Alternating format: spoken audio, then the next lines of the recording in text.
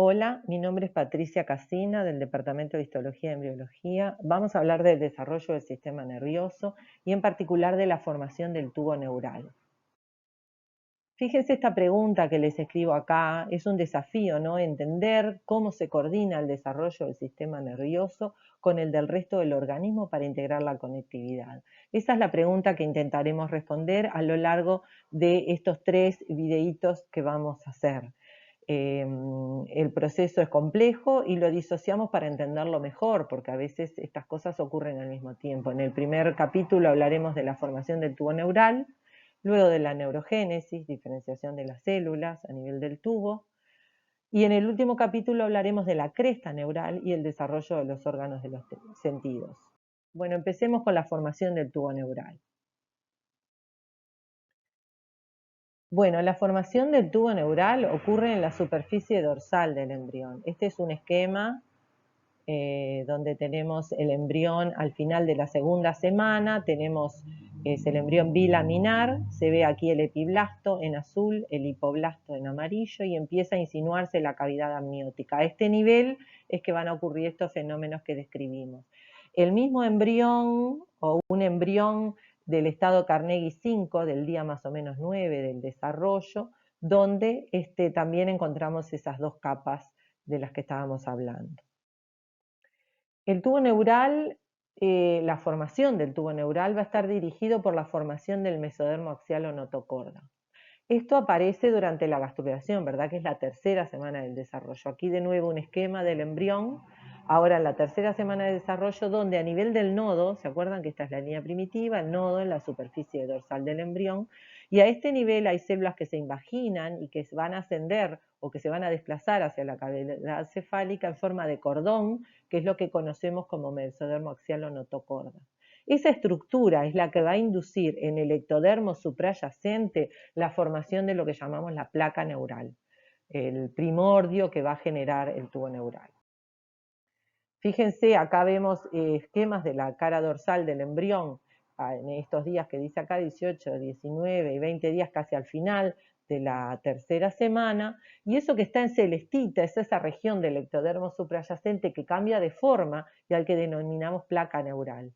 Acá empieza como a ensancharse esa placa neural y a los 20 días aparece un surco en la zona media de esa placa neural.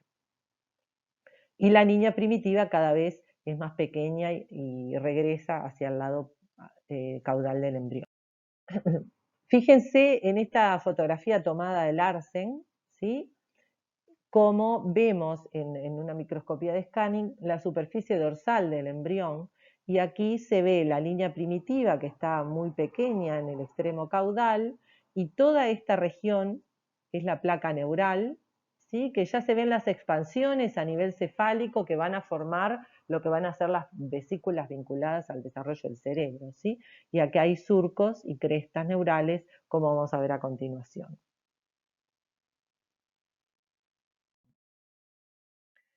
Entonces, a este nivel vamos a formar el tubo neural. La formación del tubo neural se conoce con el nombre de neurulación y ocurre en la cuarta semana del desarrollo.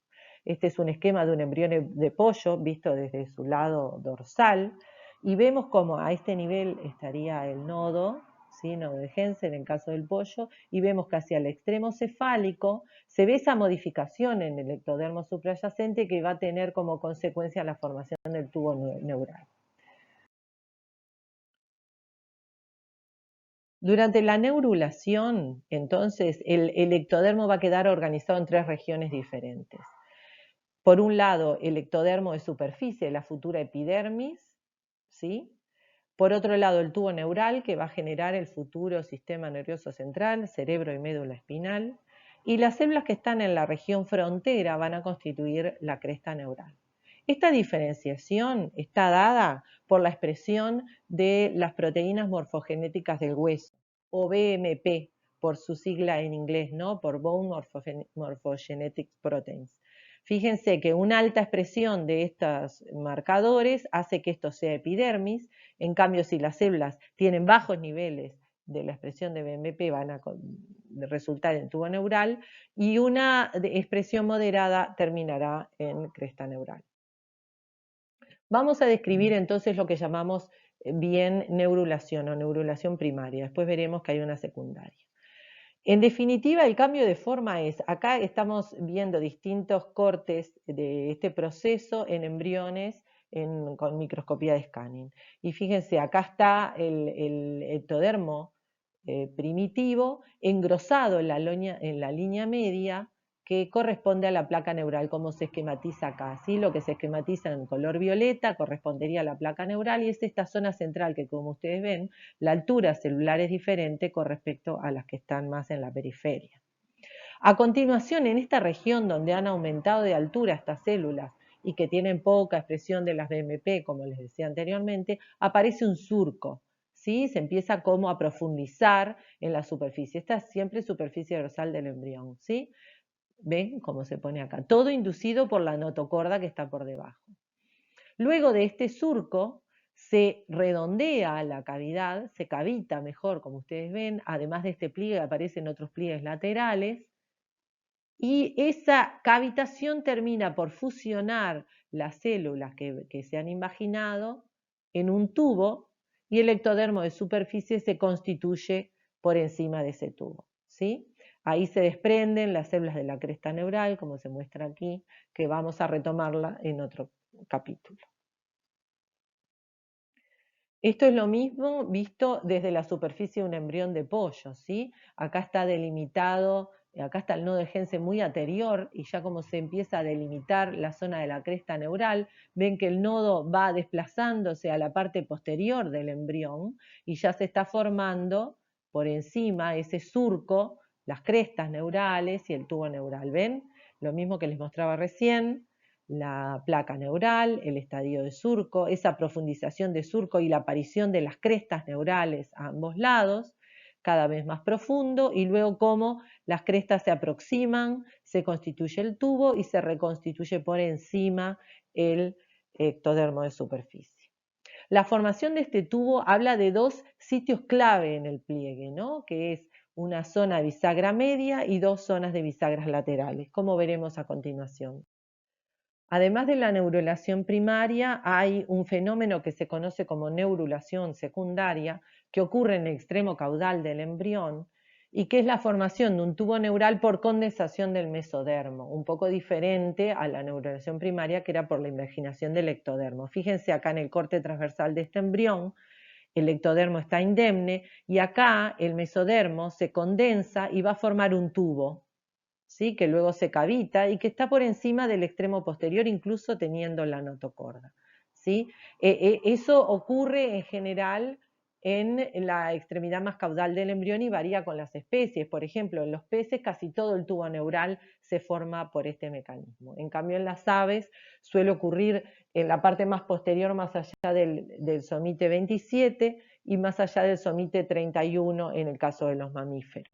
Si lo vemos en el corte longitudinal, acá se hace un esquema del tubo neural. En la parte más rostral, este tubo neural está constituido por la neurulación primaria que acabamos de describir, ¿no? La invaginación del ectodermo suprayacente y la constitución de un tubo.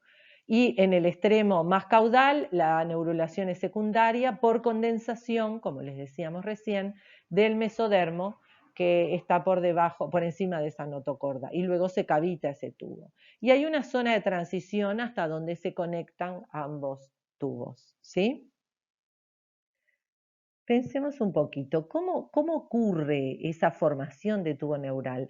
Esa transformación de una capa de células únicas para que se pliegue, se generen estas crestas y se independice un tubo por debajo de la estructura que es el ectodermo de superficie. Esos movimientos en masa de las células se conocen como movimientos morfogenéticos e incluyen fuerzas intrínsecas a nivel celular. Estas modificaciones de formas, como les muestro acá para la formación del surco, implica que las células que son como cilindros se transformen en algo así como pirámides, ¿verdad? Estrechan su superficie apical y ensanchan la basal y hacen que la estructura se pliegue. Pero también necesitamos fuerzas extrínsecas de la capa, es decir, la proliferación celular en la periferia de esta capa que es el ectodermo suprayacente, para que crezca y desplace las crestas hacia la línea media y permiten la cierre del tubo. Este tipo de movimientos definen células diferentes dentro de la estructura como el tubo, ¿verdad? Allí están marcadas que en distintos colores. Acá se esquematiza lo que va a ser el tubo neural, aquí está la notocorda y este es el ectodermo suprayacente. Y fíjense cómo hay las células a nivel de lo que se llama la placa del piso, se van a modificar de forma y es lo que conocemos como nombres de células bisagra mediales, ¿sí? Lo mismo va a ocurrir con esta otra región donde se pliega la capa celular y las conocemos como células bisagra dorsolaterales. Esos cambios de forma están determinados por la expresión de determinadas sustancias y de gradientes de esas sustancias, como viene ocurriendo en toda la embriología, ¿verdad? La notocorda es una fuente de señal importante, es imprescindible para la formación de estas células que van a ser la región bisagra medial y que van a cambiar de forma. Y la expresión por parte de la notocorda de este mediador, que es Sonic-Hedgehog, determina la formación de estas células, ¿sí? Que van a permitir la aparición del surco neural. A su vez, el gradiente que ocurre de Sonic y las sustancias que Sonic estimula, como Noggin, van a ir inhibiendo la producción de BMP, como les decía anteriormente, ¿verdad? Aquellas células que expresan BMP se van a transformar en epidermis, y si hay inhibidores de la expresión de BMP, porque bajo la expresión de BMP a nivel del tubo neural, voy a generar tubo neural por la expresión de Sonic y Noggin, ¿sí? Entonces, esos gradientes, ¿no?, de Sonic desde esta región y la expresión de Noggin, inhibición de BMP, va a determinar la aparición de las células bisagra mediales. ¿Está? Y la asociación a su vez con el ectodermo que tiene por encima va a facilitar que se reconstituya el ectodermo por encima del tubo neural. A su vez, eso va a estar facilitado por la expresión diferencial de moléculas de adhesión. La N-caderina va a estar expresada en la región que va a generar primero placa y después finalmente tubo neural. Y en cambio, aquellas células que van a formar ectodermo de superficie y futura epidermis van a expresar la E-caderina. Si experimentalmente nosotros modificamos la expresión, es decir, si agregamos N-caderina a la zona de E-caderina, vamos a ver que no se experimenta el cierre del tubo neural. El cierre del tubo neural aparece en la zona media del embrión, ¿sí? Y comienza a cerrarse hacia ambos extremos, hacia la extremidad cefálica y hacia la extremidad caudal. De tal forma que hacia el día 22 voy a encontrar dos regiones donde la luz de ese tubo neural se comunica con el amnios que está por encima. Y esas estructuras se llaman neuroporos. Tengo un neuroporo anterior o cefálico y un neuroporo posterior o caudal. El cierre de esos neuroporos va a ocurrir de manera diferente. Es así que el neuroporo anterior se va a cerrar aproximadamente hacia el día 25 y el neuroporo posterior se va a cerrar hacia el día 27. En el mecanismo del cierre del tubo neural, acá se ve un corte sagital de un embrión de ratón y de un humano, y vemos que el cierre ocurre en distintos puntos, ¿sí? Y progresa también en la región, hacia la región cefálica y hacia la región caudal. Pueden ocurrir defectos en el cierre del tubo neural en los mamíferos. De hecho, el defecto en el cierre del neuroporo anterior determina una patología severa, que es la anencefalia, y que es incompatible con la vida, como se muestra en esa figura. ¿A qué obedecen los defectos en el cierre del tubo neural en los mamíferos? Bueno, a un montón de factores genéticos, hay más de 300 genes involucrados en este mecanismo, entre ellos los que menciono acá, PAX3, la expresión de Sonic, como decíamos, y otros. Pero también hay factores ambientales, algunas drogas, elementos de la dieta materna, colesterol y ácido fólico, diabetes y obesidad. Y hay mecanismos aún desconocidos. Me voy a parar en el interés en la dieta materna porque se sabe hace tiempo que hay una fuerte asociación entre la ingesta de ácido fólico y los defectos en el cierre del tubo neural. El folato participa en la síntesis y la metilación del ADN, que es muy importante para generar las purinas que forman parte de los ácidos nucleicos.